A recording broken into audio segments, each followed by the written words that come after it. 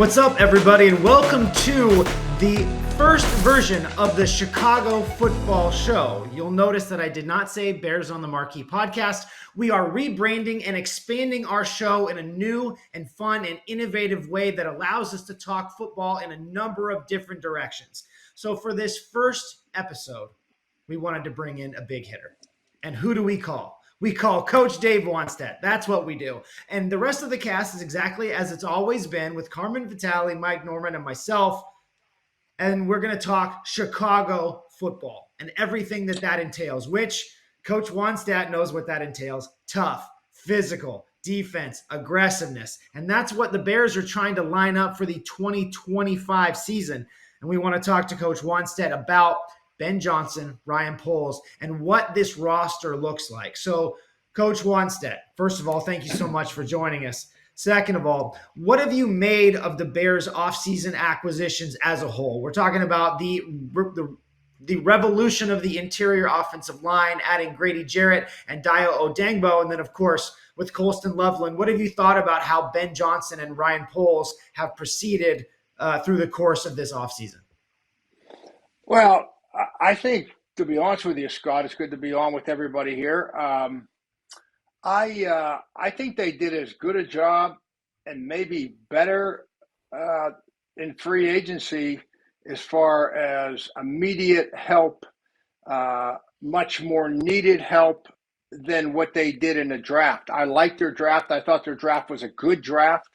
But I think in free agency, they really did a fantastic job. A-plus job, in my opinion, of number one, being prepared to, you don't get those players that quick in free agency, particularly players that other teams want, unless you're, out in front of everything with the agents and the money and your side's on the same page and get it done. So, I think Ryan Poles and everybody did a fantastic job in free agency, filling some holes. And then in the draft, they filled in. I do Big Ten TV every week and have been for the last 7-8 years. So I've seen Colson play since he was a freshman. The guy, I don't think, and that's the thing.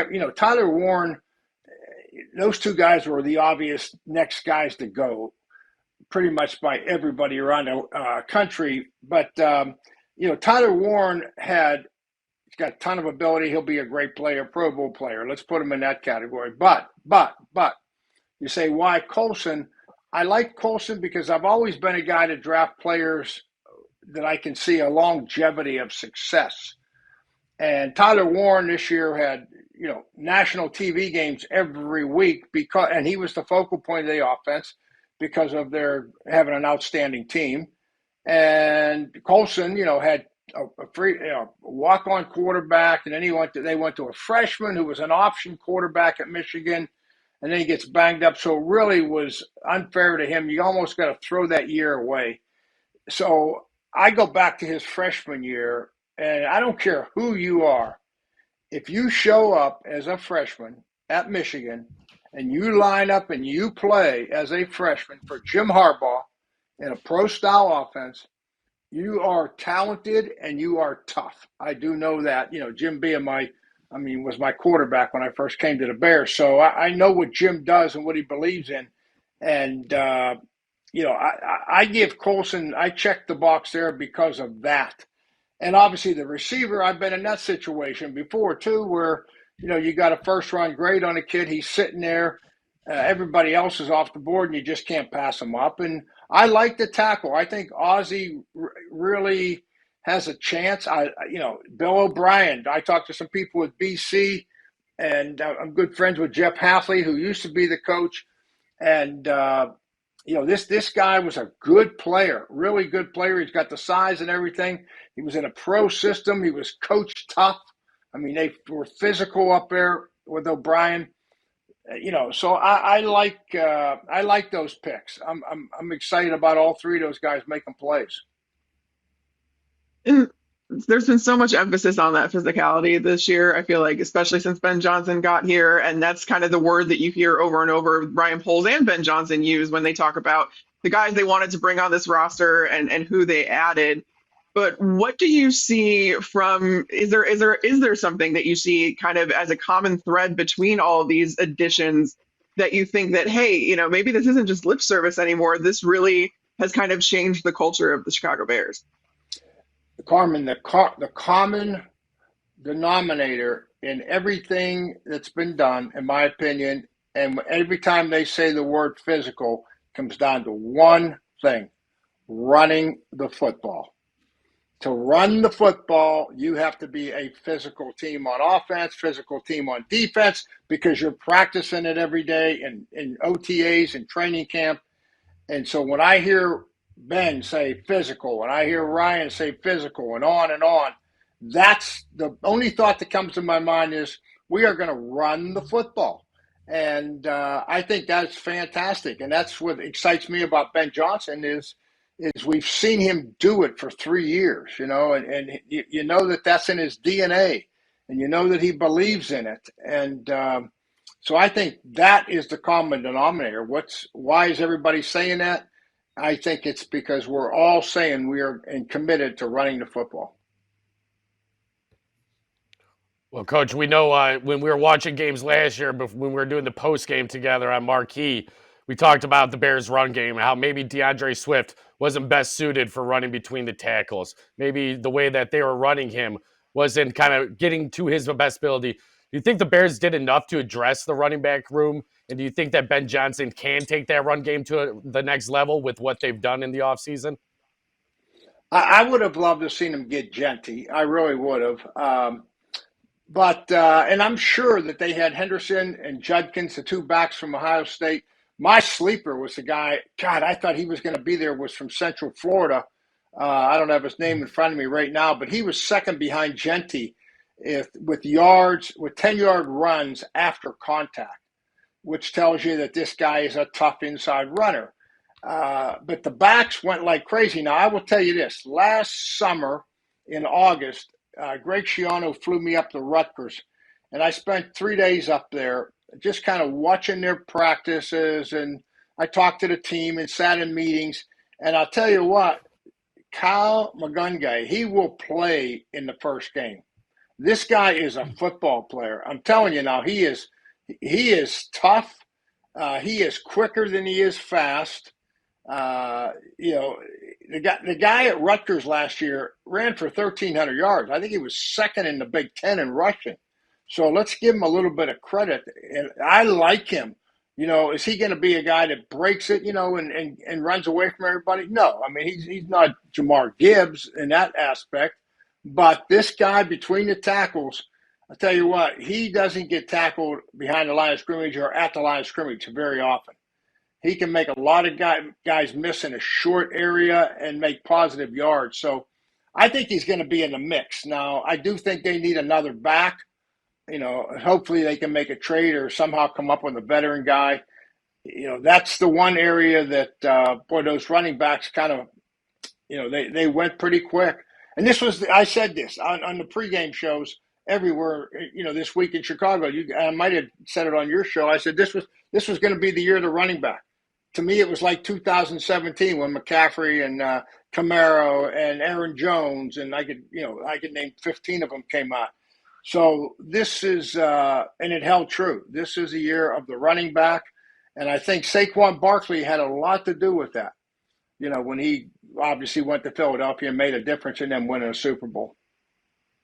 Yeah, Coach, if we can flip sides of the ball here, I'm curious, as somebody who knows defense really well, we keep hearing about Dennis Allen's scheme and how much he wants speed, violence, and knockback. When you look at Dennis Allen's defensive schematics and how he likes to call games, what are your kind of thoughts on how he can usher in the next kind of era of solid Bears defense?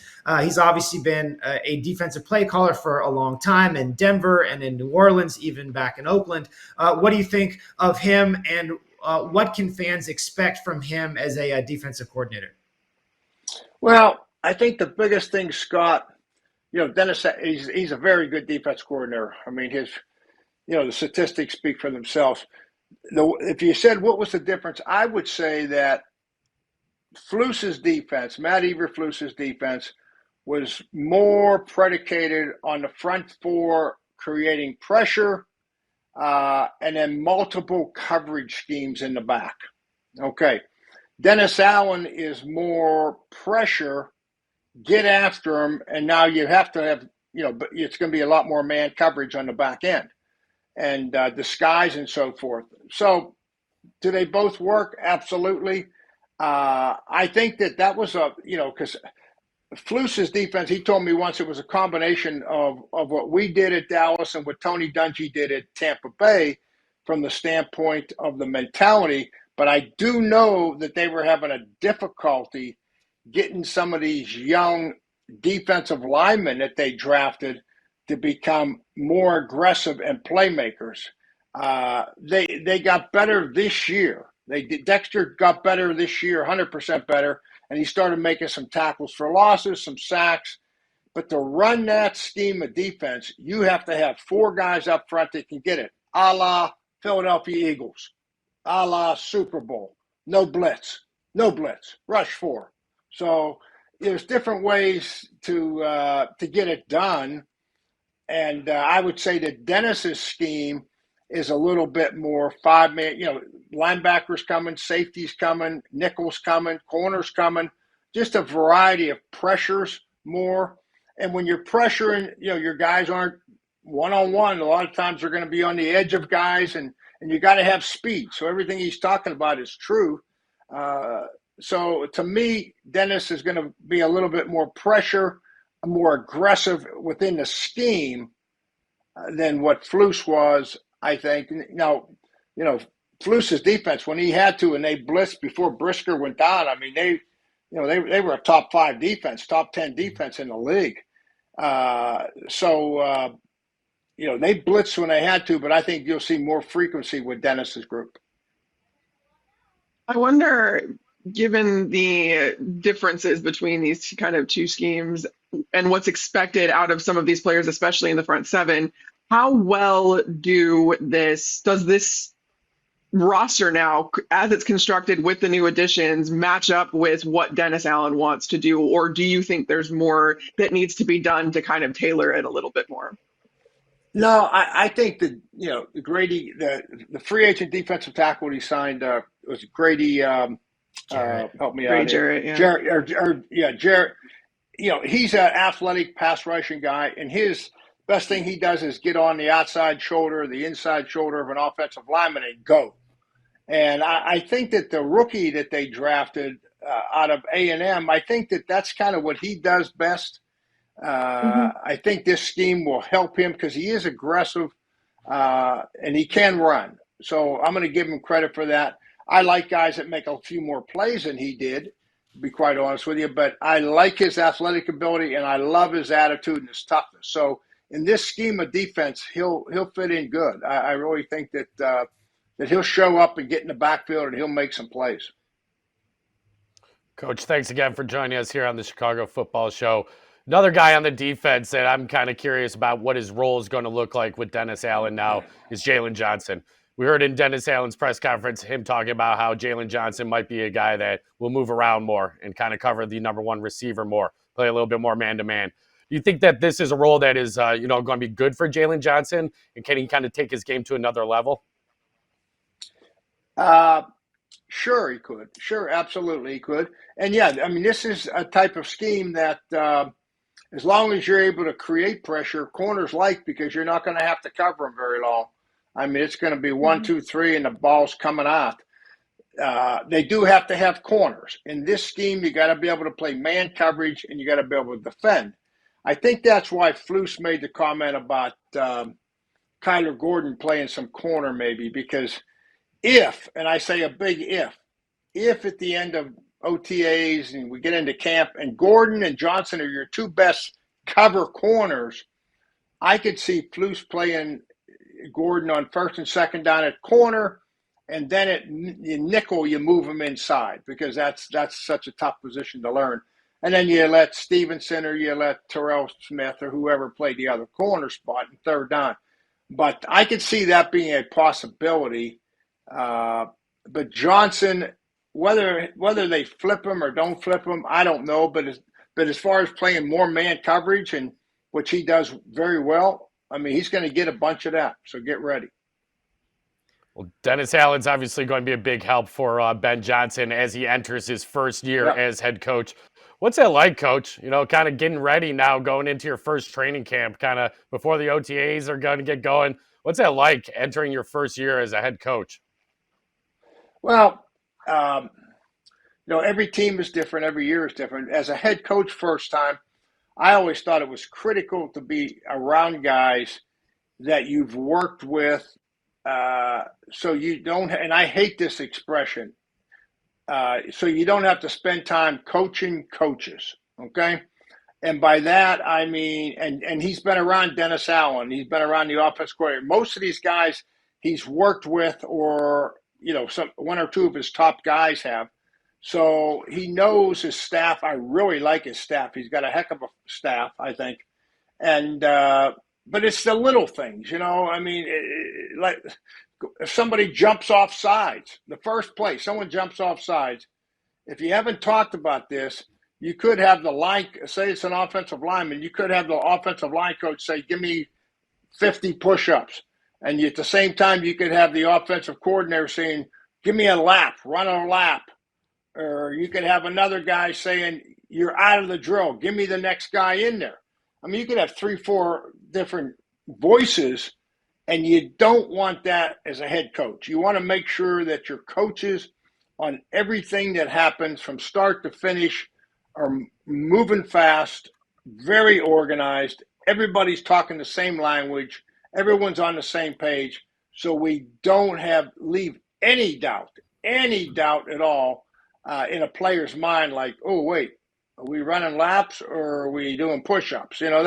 So little things like that I bring up just because they are important in my mind. They are important, and you have to make sure you cover them.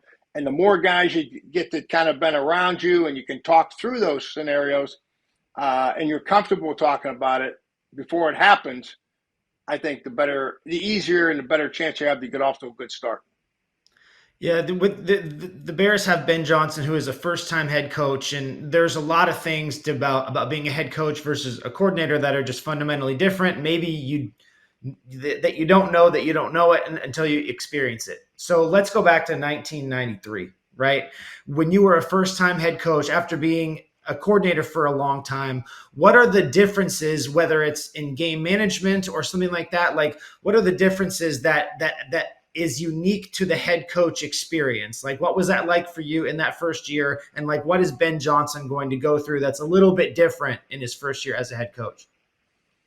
Well, the biggest thing, I was calling defenses then too. So I was kind of doing like Ben's doing, both roles. Mm-hmm. And the biggest thing with me was, every call, and I got this from Jimmy Johnson and my college coach, Johnny Majors, all the calls go through the head coach. The head coach can never avoid a decision on the field. I mean, you run a fake punt, that head coach better approve it. And so, I mean, every call went through my headset. And, and I hate to say this because this is not pound on. I said this on live TV on the after show at Marquee. I mean, you run an offensive, we're struggling to win a game and we run an offensive guard in and we're going to give him the ball on a goal line. There's no way in hell that play's getting called with me as a head coach. No way. Now, the coordinator may call it and think it's a great play. And I'm saying, timeout. We're not running that play. So my point is that, in my opinion, you got to be hearing everything because at the end, Dennis Allen goes in there and blitzes and gives up the touchdown and you lose a game. You're going to be accountable in the press conference. So, you got to be in the flow of the game, in my opinion, offense, defense. And that was a challenge for me, trying to make defensive adjustments, talk to the officials. Do we want to go for it? Replay. It's a lot. It is a lot for a first-time head coach. Now, once you're through it and you kind of have your rhythm with your coaches, then you can kind of the flow happens easier. But and everybody does it different. I mean, some coaches, the defense or offensive guy does it all, and they're not even listening. They're just trusting them to do it, and that's fine too. That works fine too. But I just think as a head coach, you better be in tune to everything that's going on during the game. I don't know about you, Coach, Because, but because this. let me say this. Let me add something to this, Carmen. I'm sorry. Mhm. Because No, it's okay. when you hire coaches, think about this. If I hire Carmen as my offensive coach, all she better be thinking of and all she cares about is scoring points. And if I hire Scott as my defensive coordinator, all he needs to be thinking about is how can we keep him out of the end zone. So as a head coach, I'm watching the game. I've got the flow of the game. And all of a sudden it's 4th down and 3. And if we don't make this first down, our defense can't stop them. I'm going to say, and Carmen's going to want to go for it. There's no question. Offensive coaches want to score. And it's up to me to say, you know what, we're going to punt the ball right here, and we're going to back them up, and we're going to give our defense a better opportunity here. Or it could be the other way, too, where I say, but I always would do it myself early, having a flow of the game. All of a sudden it's 3rd down and 10, and I would tell Carmen, Carmen, we are going to go for this. So I want a high percentage play, something, whether it was a run or a throw to the fullback or something quick. But we got 2 plays. We're going to go for it on 4th down. So let's try to make it 4th down and cut it in half. So I don't know if that makes any sense here or not, but you can't, because if you let your offensive or defensive guys go, their job, you hired them to score points and keep them out of the end zone. So don't say afterwards, well, I don't know why we threw it deep. Well, that's your job to stay on top of it. Well, and in that kind of vein, then there's only so many hours in the day, and I know coaches put in more than most. But at the same time, I've kind of been cautioning people when I talk about this to say this offense with Ben Johnson, who is the head coach Ben Johnson and offensive play caller, especially maybe won't look like we saw in Detroit and the dominating and the pettiness of his offense, the creativity of his offense won't be there right away because he is having to stretch himself a little thinner. So maybe it does take a little bit of time in the beginning to really get this scheme going. You need to master the fundamentals and the basics first. And that goes for coaches as well as players. So what are the expectations then immediately, in the first half of this first season under Ben Johnson for this offense and this team? What's your expectations of what they're going to look like? Yeah, it's not going to be that because right now we don't have backs like David Montgomery or Jahmyr Gibbs. Yeah. Okay, so keep that in mind. And we don't have 3 first-round draft picks, veteran guys, starting in the offensive line like Detroit has. So I'm all prepared for that. We're in kind of developmental stage here. New guys, young guys, trying to figure out the running back position. So it's not going to look like Detroit. New quarterback, a quarterback that's in a new system. It's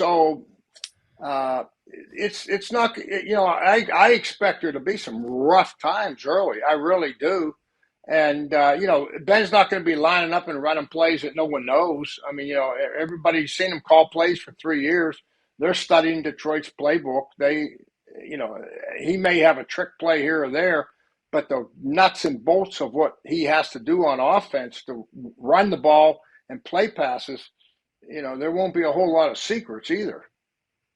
Mm-hmm. Well, it's going to take time, like you're saying, Coach, and sometimes those expectations kind of get blown up, especially amongst fans. You see the excitement of when you bring a new coach in, when you bring in a lot of talent. Obviously, the fans are very excited about it. But going into this season, we know the NFC is going to be strong again. You obviously have the Super Bowl champions with the Eagles staying in the conference. The division is going to be strong as well. How do you see the Bears kind of competing within the division? We know the Lions maybe could take a step back, obviously, with the new coaching staff, but you still have the Packers and the Vikings to deal with as well. Yeah, I think they'll take a step forward for sure. I don't know wins and losses. Who knows? Injuries, so many things factor into that when you're playing Monday nights, Sunday at noon, whatever. That does affect it. Minnesota, I mean, they got a unbelievable year out of Aaron Donald, let's face it. And now it's going to be J.J. McCarthy, who's never played in the NFL. So they're treading on a lot of uncharted waters, I should say. Green Bay is going to be good. I mean, they got their staff back. They got their main parts of their offense and defense back. And Detroit has a lot of changes. You mentioned mainly from a coaching standpoint, but it will affect them some. So they can make some headway. I think when I look at the conference, I say Minnesota right now is probably the biggest question mark to me, unless J.J. McCarthy's a lot further ahead than what anybody's giving him credit for. I don't even know if he's 100% healthy from what I'm hearing, you know. So they will make some headway. How much, I don't know. It won't be easy, but they're going to be a lot better than they were last year. You are the analyst on the official Bears postgame show here on Marquee Sports Network, so you've seen essentially every professional snap that Caleb Williams has ever taken. Having that kind of base of knowledge of what Caleb Williams can do, how does he need to get better? Because so much of this is building around Caleb Williams, strengthening the interior line, adding offensive playmakers. Well, it's kind of on the quarterback to make this offense run now. So having seen as much of him as you have, where does he need to get better, or what is his role in making this offense really get to going here? You know, I'll take you back to his USC days. He did a lot of stuff at USC that he kind of ad-lib plays and got out of the pocket and, you know, made some good plays, made some bad plays. And he did that last year too. And you could say the offensive line, you could say the offensive system, the coordinator, whatever, blame it on whoever. To me, the biggest thing that Caleb's going to have to do this year is he's going to have to really become a structured quarterback for the most part. Not all the way, but for the most part. And when you put a quarterback up under center, I had a long conversation with Troy Aikman. We were down the Keys together here not long ago at Jimmy Johnson's place, and we were all talking, and we got talking about Caleb, and Troy was saying why he loved being under center so much, because if you think about this, everybody says, oh, the shotgun, you can see, you still got to catch the football.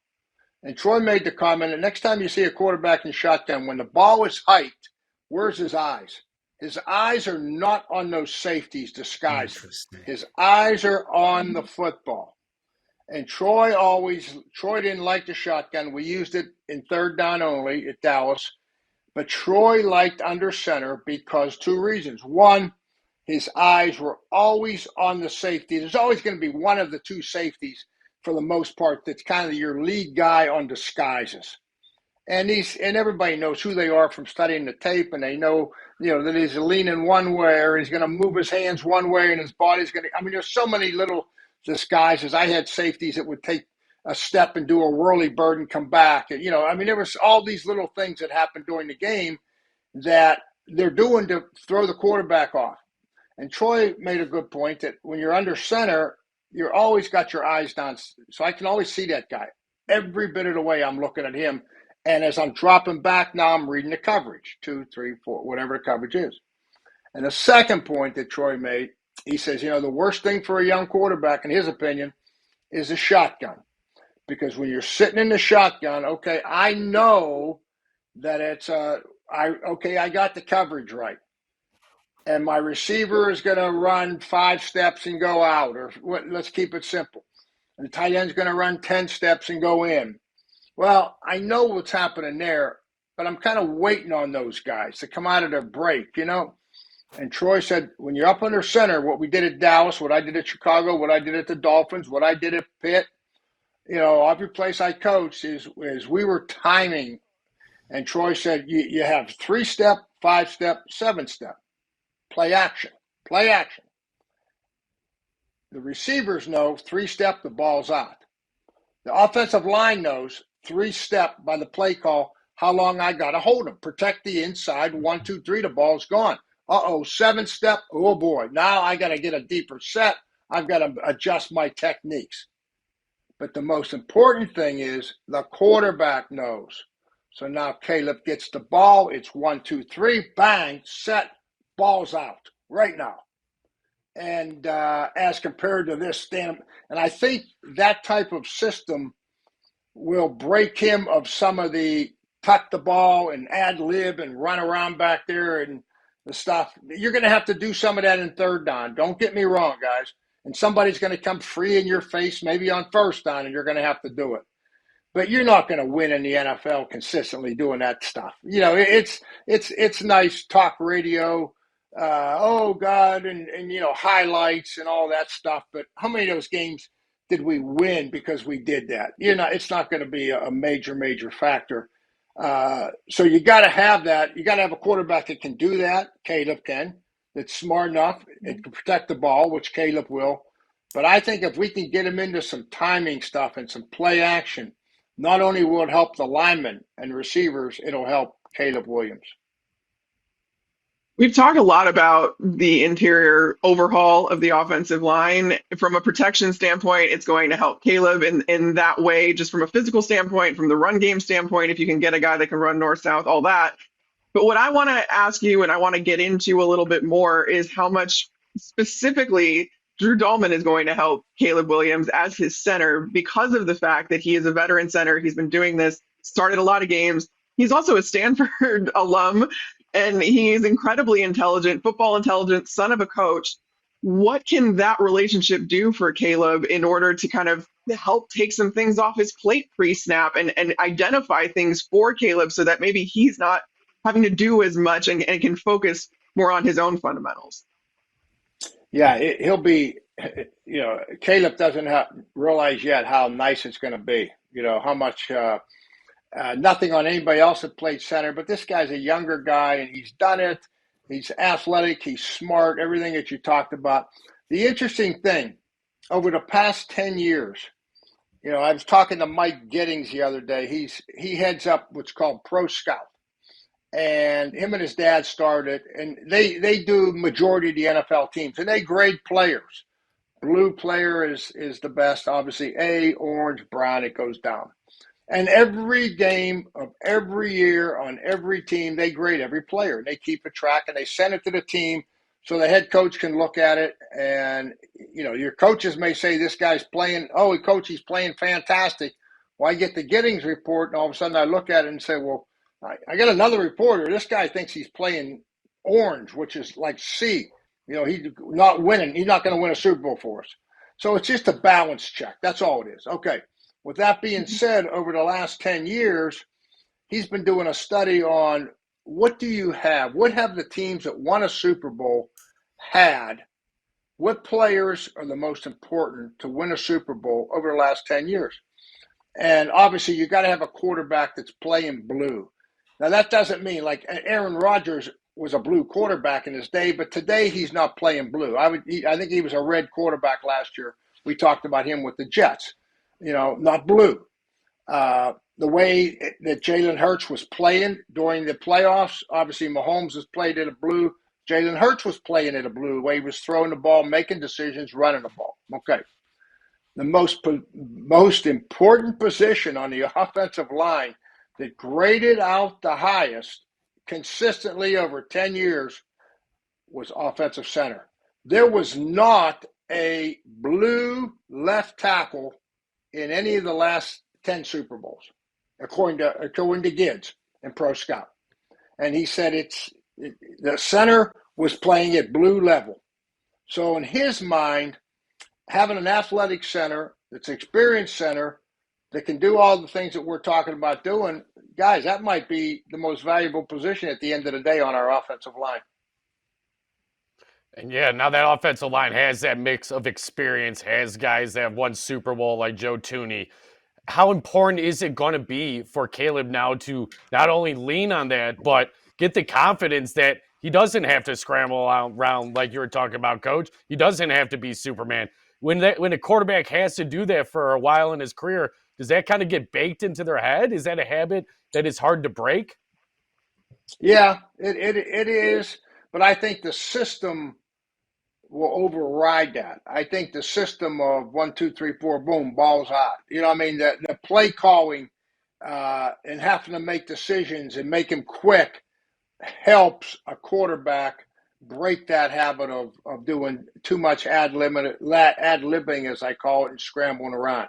So I think that Ben will be able to help him just by the game plan and the play call.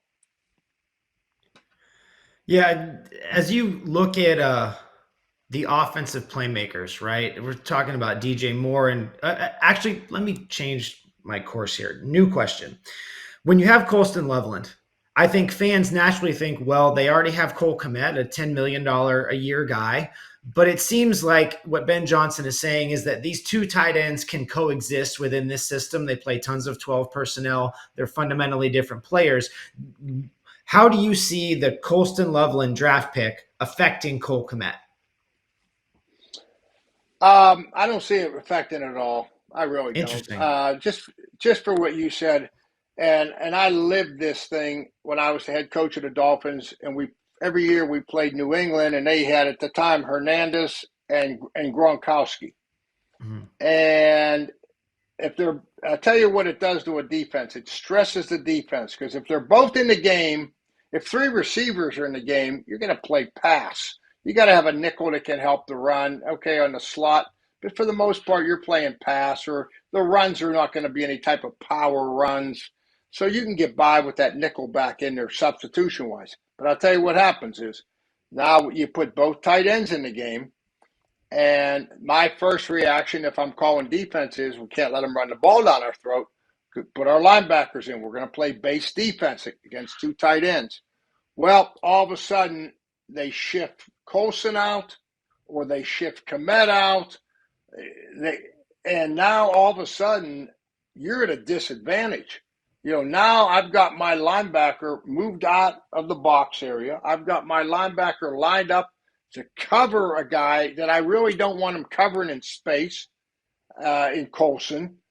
So I'd really like to have a safety in there. And I remember making decisions when we were playing Brady and those guys and saying I would do it by field position and I would do it by down and distance, trying to outguess Tom that, okay, I know in this area of the field, I don't care what you give me, that you're going to throw the ball in this down and distance. And I mean, it was so complex, a lot more than we're talking about. But so I would say we're treating them like a wide receiver. Let's go nickel and hope that it was nickel. Because if Gronk came into the line of scrimmage and they were going to run their off tackle play, we'd get slaughtered. We were not slaughtered, but we were at a disadvantage. So, can they coexist? Absolutely, they can And I don't know if we're going to have a fullback or not. If we don't, one of them can always play fullback, So, go in there and block somebody and throw them passes out of there. So a lot of ways you can use these guys. They're both smart. I'm really glad that Scott brought up tight ends too, because we've seen across the league, Trey McBride gets the contract that makes him the highest paid tight end. And now George Kittle gets his extension with the Niners. In the way that you said, this last year was kind of going to be the running back year, are we seeing a higher value now placed on tight ends for all of these reasons, for all of the mismatches that they create in the minds of a defense? Do you think that we're going to see kind of a rise in the value of tight ends and usage in tight ends, kind of trying to exploit that mismatch? Yes, to some degree, yes. And I think some of it has to do with the running game too. You don't see as many teams running the power running game. So you can get by with a Colson. When they run that zone scheme that Ben likes to run, all Colson's got to do is get his head on the outside. And he ran it at Michigan and just stretch that defense. And then it's all on the back. It's all on the back to find the crease in there and make the cut. So I think the run game schemes with a lot of teams, you don't need that power tight end, the big physical guy that's just going to pound you and pound you and pound you all day long. So I think the run game does have something to do with why you can use these guys that are a little bit undersized maybe, but more athletic and a better matchup for pass. I don't know. Coach, I want to take you back to January, when we were kind of finishing up the season with our post-game shows and kind of the feeling, obviously, after a lot of those games went sour, it was just a negative feeling around the Bears. And now you fast forward, we're here in May, and there's so much optimism around this team. A lot of it obviously warranted with the additions that they made, but this is kind of the cycle of NFL fandom as well. Everybody is 0-0, everybody's feeling good. What should the level of optimism be for Bears fans going into the season? And realistically, maybe not even just a numbered wins and losses, but what should be looked at as a successful season for this team?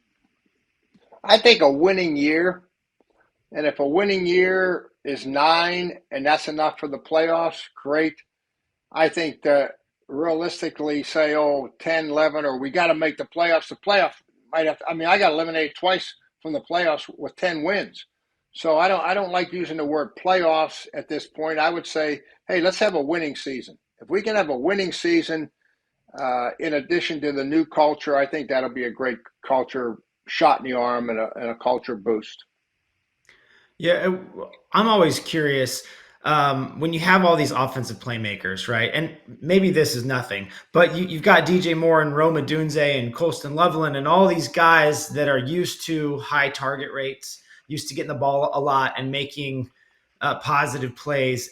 Do you have to kind of manage egos in terms of, because there's only one ball, it's only going to go in one direction, or as long as you win football games, it doesn't matter to those guys? Like, what's that kind of dynamic as you kind of keep that positive locker room culture going? Oh, I think, everybody will say that if you're winning games, everything is good. There is something to trying to keep everybody involved. Some guys are fine, wait until the fourth quarter maybe, and now their number's called and they're ready to go. Other guys, Michael Irvin, if we didn't get him the ball early, he was a handful. I can tell you that. And in fact, he was such a handful. We're playing in the NFC Championship game in San Francisco, and the winner goes to the Super Bowl. And they were rolling the coverage. They were taking Michael away from out of the game, and he wasn't getting the ball. And Troy, so we call a play that is not to Michael. We're going to try to hit Alvin Harper, our other receiver, or the tight end. And so we come into the huddle, and Alvin Harper was a rookie out of Tennessee. And Michael tells Harper, you go and play the other side. I'm playing your spot. And they break the huddle, and Michael always played the single X receiver, and Harper was on the same side with the tight end. All of a sudden, Harper goes out, and he's playing the X receiver. And Michael goes and lines up at the Z receiver, we call him, or to the slot receiver. And don't you know that they are going to blitz, and they're coming from the weak side. They had us backed up, and if you see this game, they played it a lot on those stations. You'll see this play. So we're backed up about on our 20 coming out, and we're behind in the game. And Michael now is playing the other side. Well, our blitz adjustment was just all sight adjustment. There was no audible at the line of scrimmage. If Troy saw that the weak side linebacker and corner were coming, he was going to automatically hit that receiver on a quick slant. Now, keep in mind, the receiver had to see the same thing. So the receiver had to line up a la Michael Irvin, 3-time Pro Bowler, look inside, feel the corners coming, feel the linebackers coming, and run that quick slant. No call, no communication. Well, guess Michael's on the other side. Now we got a rookie, Alvin Harper, lined up there. And Troy drops back, and he hits, and Alvin Harper runs the quick slant, the adjustment. And Troy hits him. If it would have been, I think he stuck it right in his rib cage. He threw that ball so hard, and it was a rocket. And Harper put his hands up, and that ball just stuck. He couldn't drop it. And he took off running and ran it down to about the 15. I think it was a 70, 75-yard play maybe. and then we eventually go in and score and use the clock, and then they throw an interception and we score again and win and go to the Super Bowl. So I forget the question that got me off on this story, but whatever. Anyway, I just gave you a story. Oh, about getting the ball. So I'm not going to sit here and say everybody's happy all the time, because Michael was not. So there you go. It worked out for the team, didn't it? If Harper would have run his normal route, Troy would have, it would have been an incomplete pass. Troy would have got hit in the mouth, or Troy might have not thrown it. I mean, who knows what would have happened? Now it's all we were all working together, for a while at another station, and Michael and Jimmy and I, we would get together and laugh about it now. It's all funny now. Yeah. Well, Coach, we know Bears are kind of getting into their offseason, programs now. How important is it for the team building aspect? Not necessarily, we know they can't practice probably as much as, when you guys were coaching the Cowboys, but how much is it important to build the team chemistry early in the offseason now as they head into training camp? Yeah, every time you walk on the field or go into a meeting or do anything, every time that we would get together to do our post-game shows, when the team came together, you're always putting another layer on that relationship of the group, and it's usually a positive thing. You're building positive things, or it can be a negative thing, depending on the people involved.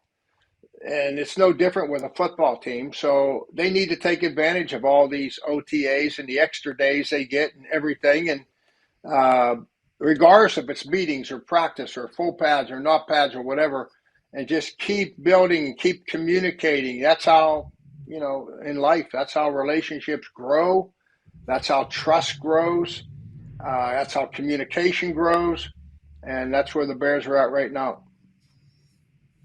For all this optimism, Coach, I've got just really a simple question of what's different about this offseason? Why should we have more optimism than we've had over the last couple of years? What's the difference maker this year? And does it start and end with Ben Johnson, or did it start before that? I think it starts with Ben Johnson, because the players know that number one, the success that Detroit's had. That's on tape. It's not something that we're just talking about. That's on tape. And I think number two, that we've added players to our roster, and on that offensive line and draft picks. I mean, we've had a good off season. We've spent the money, and I think that players appreciate that. They all want the money, but they all want to win. When you win, everybody benefits. So I think that one, they got a coach that they know is a good play caller, and he hired a good staff. Dennis Allen's been a very successful defensive coach. So they got a good nucleus of coaching, infusion, and free agency and draft. So I think they're right where they need to be at this point. I mean, let's just take a small second here for how many awesome stories that we heard with him the last hour. I do have a call here coming up at 3:30 my time, so it's just going to be a minute or two, and plus I'm thirsty. I didn't bring anything in here to drink, so yeah. But I mean, I just wanted to take a small moment to realize how much awesome insight. And hey, next time you go on a vacation with Troy Aikman and Jimmy Johnson, come back and we just want to hear all the stories, 100%. But it was no, Scott, you cannot hear all the stories, okay? Nobody hears all the stories, okay? What happens in the keys stays in the keys, right? Jimmy calls it the inner circle. The inner circle, we get together once a year, and it is an inner circle. So much great stuff from Coach Dave Wannstedt on the first ever Chicago Football Show. Such an awesome intro to what we're going to do moving forward on this podcast, on this television show. Such a great start. So please rate, review, and subscribe. No longer Bears on the Marquee, now the Chicago Football Show. There's nothing more Chicago than Coach Wannstedt. Thank you so much for joining us, Coach. Really appreciate it. And we're going to come to you every Tuesday, like we always do, rain or shine, or snow in Chicago. So for Coach Wannstedt, from Mike, for Carmen, I'm Scott. Thank you so much for listening. Really appreciate it. So pumped for what's coming next for the Bears and for this program. See y'all next week.